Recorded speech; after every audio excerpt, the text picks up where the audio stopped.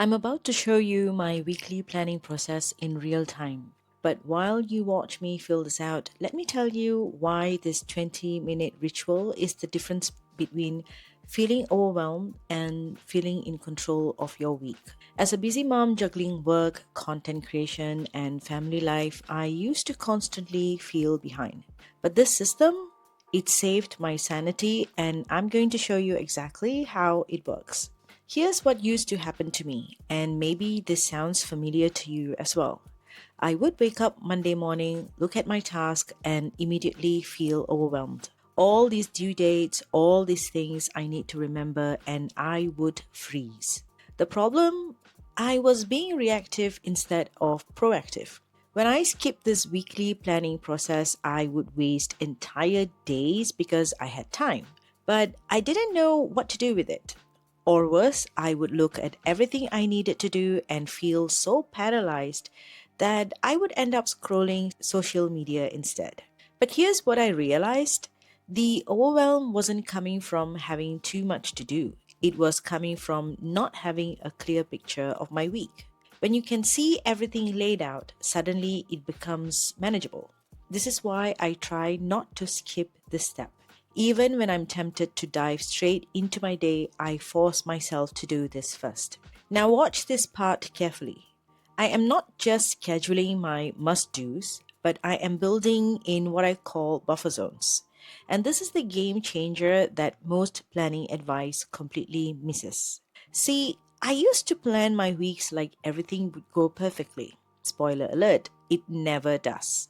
Last month, we had unexpected visitors on the exact day I planned to film content. Old me would have panicked, but because I always anticipate these disruptions, I already knew which task that I could move around. The key is accepting that your plan will change almost every day. Something new just comes up.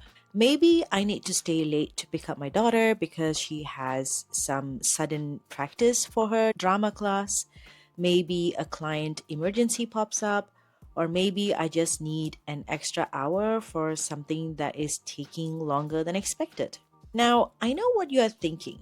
This planner looks like it has empty spaces, and here's where I used to sabotage myself. I would see those buffer zones and think, oh, I have space. Let me fill it with more tasks. And that's exactly where the overwhelm comes from. You have to resist that urge to fill every single minute. Those empty spaces are not wasted time, they are just intentional breathing room. It's okay for your planner to look like it has gaps. Those gaps are what keep you sane. I build flexibility right into my schedule. These buffer zones are not wasted time, they are insurance policies for your sanity. When something unexpected happens, instead of your whole week falling apart, you just shift things around within the structure you have always created. So here's what most people go wrong with time blocking: they only block work tasks. Look at what I'm doing here. I'm blocking time for all my different roles.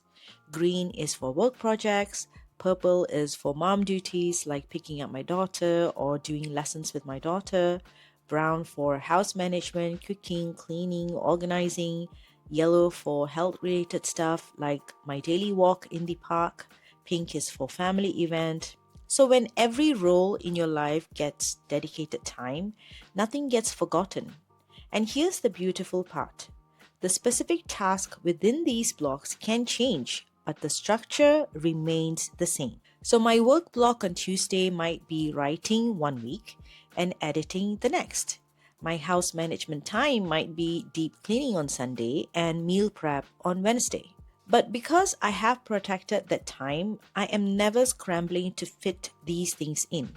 I know exactly which role I'm covering, from what time to what time. So these tasks are not randomly chosen, but they are pulled from my commitments, monthly goals, and active projects.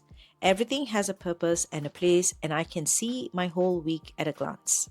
So let me recap what we have just covered. First, weekly planning prevents that overwhelming feeling by giving you a clear picture of your week. Second, buffer zones and flexibility are built right into your plan so disruptions don't derail you. And third, when you block time for all your roles, not just work, nothing important gets forgotten. The truth is, you are not behind, you are just unplanned.